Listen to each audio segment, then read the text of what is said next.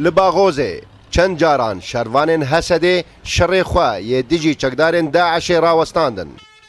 Da ku sivîl ji meydana şer derkevin.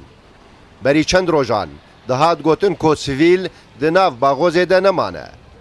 Piştre şervanên Hesedê bi piştîvaniya firokên Amerîkayê dest bi şerekî giran kirin. Lê diyar bû ku hêjî sivîl hene.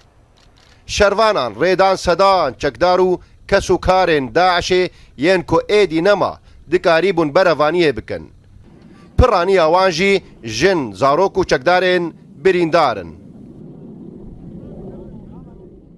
شركي پر دجوار و دربني گران گو واشر وانال چتایان خستن اشخو هناك سیویل هناك مالبات وانا که هندوري دا مابون گو اجاره یکمی در نکتبون لی دیار کر دور دا پشتی وی شری گو نکارن دور دا تبر خدانی بکن نه چهار مان گو ایدی و انسان دناف خود در بخن دناف دا دبی گو هناك برین دار در کبن دبی دناف دا گو هناك جن در کبن سروی اساسی اب انسانی گو دور دا مابون هاتن در خستن لوی چولا باغوزê şervanên Hesedê kesên derketî pişkinîn dikin. Wiha diyar dibe ku piraniya çekdar û kesûkarên Daişê yên nav vî kerwanî biyanîne. Li gor çavkaniyên Hesedê piştî şerê roja înê 105 çekdarên Daişê xwe radest kirine.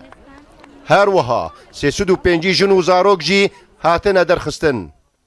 Yani em karin bêjin bi seda bûn.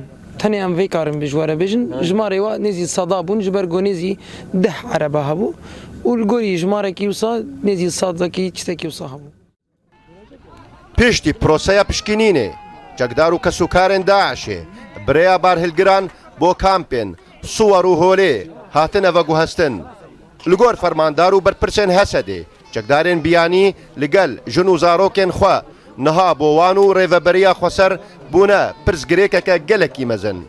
Ji ber welatên gojê hatine wan qebûl nakin û ew jî nikarin heta dawî wan li ba xwe bihêlin. Loloxan Rudaw